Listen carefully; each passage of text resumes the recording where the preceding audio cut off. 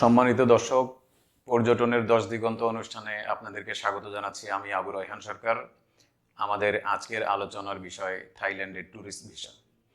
আপনারা অবগত আছেন, বর্তমান সময়ে থাইল্যান্ডে ট্যুরিস্ট ভিসা পাওয়াটা কিছুটা কষ্টকর হয়েছে, যেহেতু আশপাশের অনেকগুলো দেশের ভিসা বন্ধ আছে।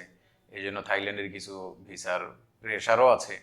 আসলে ওনাদের ক্যাপাসিটির চেয়ে বেশি বেশি পাসপোর্ট জমা হচ্ছে, এরকম জটিলতার কারণে আলটিমেটলি ভিসা প্রসেসিং জটিলতা হয়ে গেছে। তো অনেক সময় অনেক ধরনের পাসপোর্ট এজেন্সির মাধ্যমে জমা নিচ্ছে না, কিন্তু পাসপোর্ট হোল্ডার সরাসরি গিয়ে জমা দিলে, ভিএফএসি গিয়ে জমা দিলে সেই ভিসাগুলো নিচ্ছে, সেই পাসপোর্টগুলো জমা নিচ্ছে এবং ভিসা হয়ে যাচ্ছে। তো আজকে আমাদের মাঝে এরকমই একজন উপস্থিত আছেন, যিনি নিজে ভিএফএসে পাসপোর্ট জমা দিয়ে ভিসা পেতে সমর্থ হয়েছেন। ওনার নাম মীর হোসাইন। আমরা এরকম একজনের সাথে আজকে আমরা ওনার ভিসা প্রাপ্তির গল্পটা শুনবো। মীর হোসেন ভাই, আমাদের মাঝে আপনাকে স্বাগত। ধন্যবাদ ভাইয়া। আচ্ছা, আপনি থাইল্যান্ডের ভিসা পেলেন, ট্যুরিস্ট ভিসা পেলেন। জি জি। এখন থাইল্যান্ডের ট্যুরিস্ট ভিসা পাওয়ার প্রথম অনুভূতিটা বলেন, কেমন লাগছে আসলে? আসলে কি অনুভূতিটা হচ্ছে যে মানে খুবই সুন্দর। আর ফার্স্ট টাইম যখন আমি থাইল্যান্ডে যাওয়ার জন্য আমি প্রিপারেশনটা নেই যে থাইল্যান্ডে ঘুরে আসবো, তখন আমি রিয়েল জার্নিতে যাই। ও আচ্ছা, মানে এটা আপনার ভিসা পাওয়ার জন্য প্রথম কোনো একটা এজেন্সিতে গেছেন? এজেন্সিতে গেলাম, হ্যাঁ। কি নাম? রিয়েল জার্নিতে আমি যাই। যাওয়ার পর 5 দিন, মেবি 5 দিন পাসপোর্টটা রাখার পর বললো যে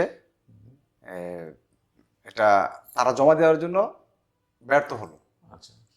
তো এটা আমাকে জানানোর পর 5 দিন রাখার পর তো তখন আমি একটু ভেঙে পড়লাম, মোটা নার্ভাস হয়ে গেল। সবকিছু ডকুমেন্টস দিলাম। 5 দিন পর বলে যে জমা দিতে জমা পারেনি। দিতে পারি। আপনার স্বপ্ন ভঙ্গ হলো। স্বপ্নটা ভঙ্গ হলো, মনটা খুব নার্ভাস হয়ে গেল। তা আমি যে বললাম যে ভাই বিকল্প কি করা যায়। তখন জুয়েল ভাই আমার একটা পরামর্শ দিল। আচ্ছা। যে ভাই আমি ফাইলটা রেডি করে দিই, আপনি নিজে যায় জমা করে দেন। তার মানে হচ্ছে ওনারা ফাইল নিজে প্রসেস করতে পারলো না, আপনাকেই ফাইলটা তৈরি করে দিল যে আপনি গিয়ে জমা দেন। হ্যাঁ হ্যাঁ হ্যাঁ। ওকে, হ্যাঁ। তখন আমি নিজে তখন ফাইলটা জমা করলাম। জমা করার পরে আপনার যেদিন ফার্স্ট টাইম যেহেতু ফাইলটা দিলাম, দেওয়ার পরে ফাইলটা রাখার পরে। আচ্ছা, আপনি ওখানে জমা দিতে গেলেন কখন, মানে সময়টা কখন? সময়টা ছিল আমি 6টার সময় ওখানে আমি ছিলাম। ভোর 6টায়? ভোর 6টায়। ওকে। ফার্স্ট টাইম যেতে হয়। তো 6টার সময় প্রেজেন্ট ছিলাম। তো অফিস টাইম তো 9টার সময় ও অফিস ওপেন করলো। তখন আমরা সিরিয়ালে যারা ছিলাম, আমার আগেও যারা ছিল, এরকম সিরিয়ালে থাকার পর পরে যে আমি পাসপোর্টটা, আমার সব ডকুমেন্টস দেখার পর মনে হলো না, পাসপোর্টটা রাখা যায়। তখন পাসপোর্টটা রিসিভ করলো। ফাইলটা রিসিভ করার পরে আমাকে বললো যে আপনি 3 দিন পর আসবেন। মানে আমার ফাইলটা জমা করলাম, আমার তো ডেলিভারি একটা রিসিপ্ট দিতে হয়, স্লিপটা তাদের আছে, এটা আবার 3 দিন পর। আচ্ছা। তো পরবর্তীতে আমি আবার 3 দিন পর গেলাম। যাওয়ার পরে আমার একটা স্লিপটা দিয়েছিল। আমার ডেটটা ছিল 13 তারিখে। থাকার পর 11 তারিখে এম্বাসি থেকে আমাকে ফোন করলো। ফোনটা করার পর সাথে সাথে আমি ফোনটা রিসিভ করলাম।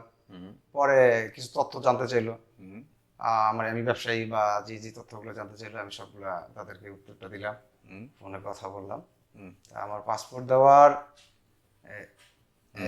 একদিন আগে পরবর্তীতে আমার একটা এসএমএস আসলো। আপনার মোবাইলে মেসেজ আসলো যে passport ready to B delivered, এই টাইপের একটা মেসেজ আসলো। ওকে, তারপর আপনি কি করলেন? আসার পর আমার যে টাইমটা হলো, আমি আবার তারপর দিন আমার যে ডেটটা আসলো, আমি এম্বাসিতে গেলাম।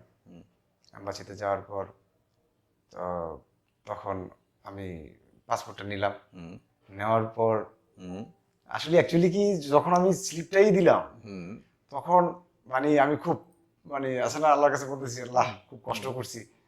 আর ভিসা দাও এরকম একটা ছিলাম, একটা পরীক্ষা দিলে যে একটা রেজাল্টের জন্য যেরকম একটা মানুষ থাকে, ইয়েটা থাকে, ওই যেমন ওই জিনিসটা আমার ভিতরে ছিল। তখন আমি পাসপোর্টটা রিসিভ করলাম। রিসিভ করার পর দেখি যে আলহামদুলিল্লাহ ভিসা পেয়ে গেছি। আপনাকে অভিনন্দন। আপনাকেও। থাইল্যান্ডের ভিসা পাওয়া যেহেতু এখন অনেক কঠিন ব্যাপার, আপনি কঠিন পরিস্থিতিতে ভিসা পেয়েছেন। আচ্ছা, আমার আর একটা জিনিস জানেন, আপনি প্রথম যখন পাসপোর্ট জমা দিলেন, জি জি, ওনারা ওই দিন আপনাকে কোনো ডকুমেন্ট দেয়নি, না রিসিভ করার কোনো ডকুমেন্ট দেয়নি, আপনি 3 দিন পরে যখন গেছেন তখন একটা স্লিপ দিয়েছে যেটাতে ডেলিভারি ডেট লেখা জি ছিল। জি জি জি আচ্ছা ঠিক আছে। তো এখন আপনার কি মনে হয় যে ওইখানে যারা যারা পাসপোর্ট জমা দেয় তাদের সবারই ভিসা হয়ে যাবে এরকম কোনো কিছু? আলহামদুলিল্লাহ, মানে আমি তো ভিসা পাইছি। হুম হুম এখন আশা করি যে ডকুমেন্টস গুলা হুম এটা যদি ঠিক থাকে, হুম। আর অফিস থেকে যে ফোনটা আসে, অফিস থেকে মানে আপনার এম্বাসি থেকে, এম্বাসি থেকে যে ফোনটা এম্বাসি থেকে যে ফোনটা আসবে, হুম হুম ওই ফোনটা আপনার মাস্ট বি হুম আপনি রিসিভ করতে হবে। হুম হুম হুম, ওই ফোনটা যদি রিসিভ করেন, আর যদি আপনার ডকুমেন্টস গুলো যদি কারেক্ট থাকে, হুম। ইনশাল্লাহ আপনি ভিসা পাবেন, এটুকু আচ্ছা। আশাবাদী। আর আমি তো পাইছি। আচ্ছা, তার মানে যারা পাসপোর্ট ওখানে জমা দিতে যায়, নিজে জমা দিতে চায়, তাদের জন্য আপনার পরামর্শ হলো ঠিকঠাক ডকুমেন্ট দেবে হ্যাঁ, এবং এম্বাসি থেকে যে ফোনটা আসবে সেই ফোনটা রিসিভ রিসিভ করা লাগবে। করাটা, হ্যাঁ হ্যাঁ। আচ্ছা, আপনাকে অনেক ধন্যবাদ, আপনি আমাদেরকে সময় দিলেন, আমরা কৃতজ্ঞ। আশা করি আপনার এই তথ্য বাকি যারা আছেন, যারা নিজে জমা দিতে চান, তাদের কাজে লাগবে। আমন্ত্রণ করার জন্য আপনাকে অসংখ্য ধন্যবাদ। আচ্ছা, ঠিক আছে, আল্লাহ হাফেজ। জি, থ্যাংক ইউ। Thank you. প্রিয় দর্শক, আশা করি আমাদের মীর হোসেন ভাইয়ের যে তথ্য বা আমরা যে সংক্ষিপ্ত গল্প শুনলাম থাইল্যান্ড ভিসা পাওয়ার, এটা দিয়ে আপনাদের একটু হলেও আপনারা উপকৃত হতে পারবেন বলে আমাদের ধারণা।